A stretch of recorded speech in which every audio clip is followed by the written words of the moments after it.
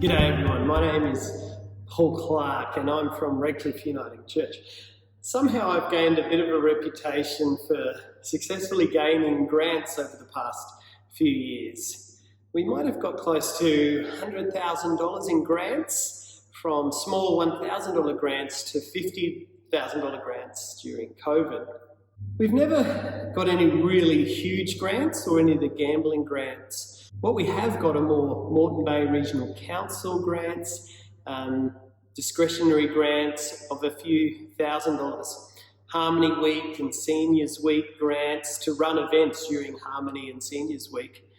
We've got volunteer grants to empower and buy resources for volunteers from $2,000 to $5,000, and some federal government grants for infrastructure development, like putting 2 lots of solar on our property and upgrading our kitchen for wider community use. And they're between $6,000 and $20,000. Our biggest grant was for $50,000, and we got that during COVID when the local council were giving grants to community groups to keep spending happening and support community groups. And so we were able to upgrade our old electrical box and air condition the church hall. So what advice can I give after all that experience? Well, here are my 7 strategies for successful grant applications. First thing is stay aware or become aware of the grants that are available in your community. And we've been more successful with local grants rather than national grants, i.e. the closer the grant is to your local community, I think the more likely you are to get that grant, just because there's less competition. Your local council probably has a number of grants you can apply for, and often they're available every year. Each of our local councillors has a discretionary fund, and they are allowed to allocate $2,000 each year to community-minded projects. And our church straddles 2 council areas in that way, or the areas of 2 councillors. And so that's $4,000 that we can get every year, as long as we've got some community event or a community ministry that the councillors go, yeah, that's a great thing. So check with your local council and find out what grants are out there. Our local council also has these $1,000 grants that they're almost begging to give away to anyone who will run community events during Seniors Week, Youth Week, Child Safety Week, Harmony Day. If you have some ideas, apply for that. And that way you've got money to advertise, money for catering, etc. So if you've got a seniors group that want to do some outreach or connect with others, just think of a Seniors Week activity that other seniors will enjoy and apply. And then you've got $1,000 to do something with. By staying aware and awake, that's how we got the $50,000 grant with COVID. We're just keeping our ear out, and the council was sort of saying, oh wow, we've got to do something to stimulate the economy. So they were saying pretty much any community group, apply for $50,000. The process was really easy, but if you're not aware of these things, you just miss out. I don't know that any other Uniting Church in the Moreton Bay district even applied. And I think, wow, they could have. And I actually sent emails to others to say, are you aware of this? So you've got to stay aware. Our council actually has a newsletter that you can sign up. And I know there's state government ones and federal government ones. So try and get on their grant newsletter list. I get about 6 emails a week from different groups that tell me about a lot of grants. And we're not eligible for most of them, but if you don't know, you can't get them. Secondly, don't do this alone. If you can find someone to be the grants person in your church, or even build a small team, that will be a big help. And they will get so excited if they start winning grants that it will build momentum. Your grant person can be the one who gets all the emails, but you need to train them to be very good at reading the eligibility criteria and eliminate the grants that you aren't eligible for, because churches are often not eligible, and you can waste heaps of time getting excited about a grant that you just can't win. And you can even get halfway through writing the grant before you realise that churches do not have tax deductibility status, we're only not-for-profit or something like that, and you go, oh, I've wasted days here. There are free training courses that you can do on grant writing, and many councils run them. So get a team together and maybe get a couple of them to do that.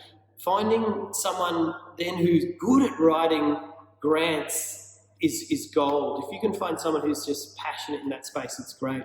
And make sure that the process for applying for grants is known in the group or in your church, because you don't want two people applying for the same grant because they didn't know, and then so they go, oh no, you can only get one of these. And that happened to us, where someone, oh yeah, I want this grant, and the church was applying.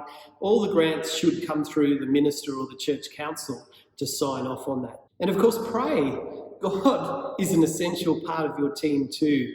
So make sure it's not just you praying, but if you've got a prayer team, that they're praying, hey, we've applied for this grant, let's put it out there with God. Thirdly, get very good at evaluating grants. You need to kind of do a cost-benefit analysis of the likelihood that you are to win a grant.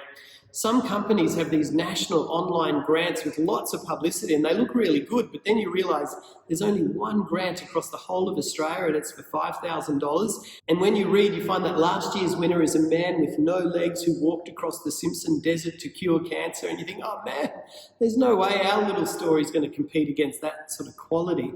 And you realise these guys are just actually trying to generate publicity for their organisation, not so much about give money away. So read grants and go, how hard is this? Are we in the running for this? Are we eligible? And if your idea just isn't going to win over the judges, or the application form isn't worth the 4 days of your time to fill in just for $500, don't waste your time. So you need to get very selective about, yes, we're going to go for this one, no. Also, sometimes we've got a grant for $1,000, but we've spent $5,000 of our own time and resources to run an event just to get the $1,000 from the council or something, and you think, it's just not worth it. Fourth, what is your compelling vision or story? What is your church's compelling vision or your event's compelling story? We're looking for money to repaint the toilets. You have to stop and ask yourself, would I give me money? Would a secular organisation give money to a church to do this? If you don't have a compelling vision and story to tell about how this is going to change people's life or impact your community, then go back to the drawing board and get one. You have to understand, what is it that you have that in some ways your own people say, well, we'd give to that. If you can get something you think, this is compelling, I'm excited about this, then that's going to help. Buying new hymn books isn't going to do it. Replacing worn church carpet isn't going to do it. But running a parenting program in conjunction with the playgroup, where at-risk families will be mentored over 6 months on how to raise children, man, that starts to get me excited. 5, keep applying. We've got a few grants because we've applied for many. If you put a whole lot of effort into a grant and then you pray and then you hope, it's deflating when you get a no.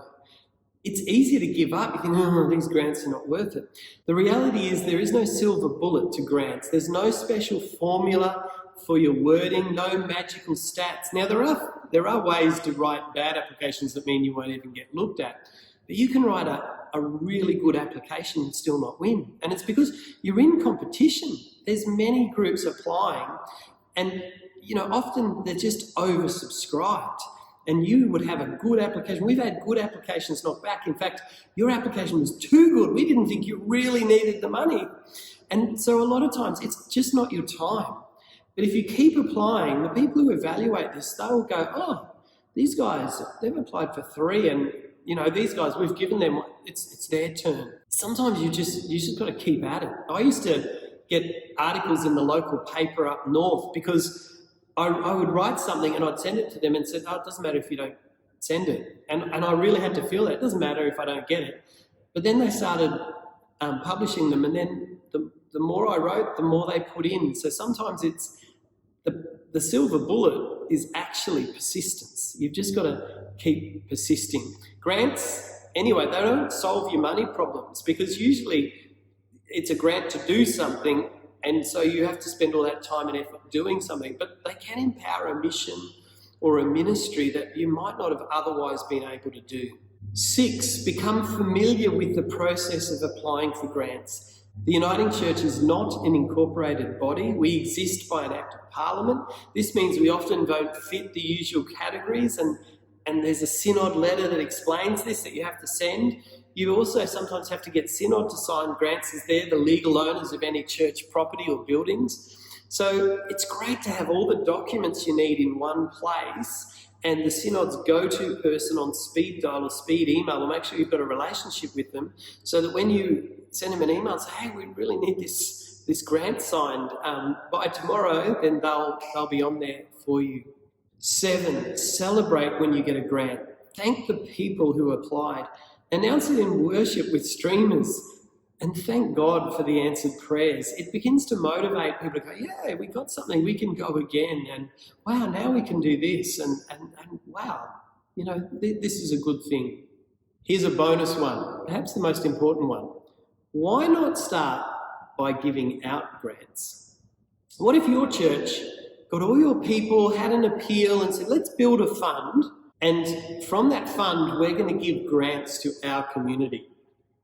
Student scholarships through the school chaplain, defibrillators for community groups. They might only be grants of $1,000 or $1,500.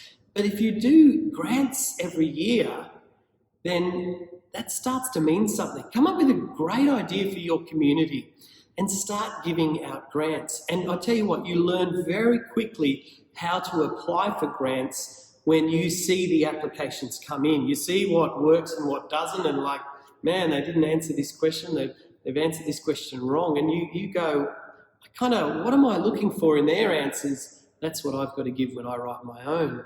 And if you did this, if you give grants, this changes perceptions in your community about who the church is and what they're about. That this is a church who's coming to give us money. They don't just want money.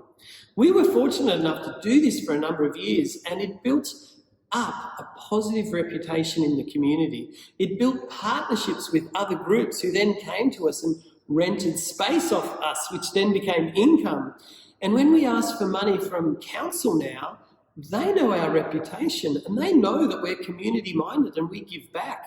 And so they're more likely to go, yeah, this is a good group. And so, yeah, you increase your own chances. Something in the Bible about this. When you give first, God has a habit of giving back, a good measure, pressed down, shaken together and running over. Well, I hope your grant process bears fruit. And I pray that you might start with number 8. Thanks for having me.